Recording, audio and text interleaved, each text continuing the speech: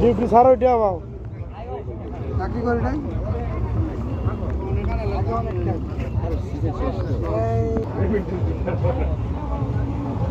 আমি না বুঝছি আর কি আজকে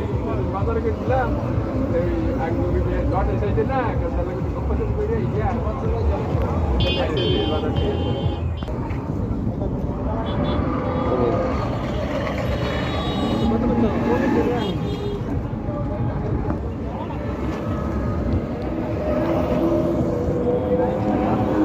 হইছে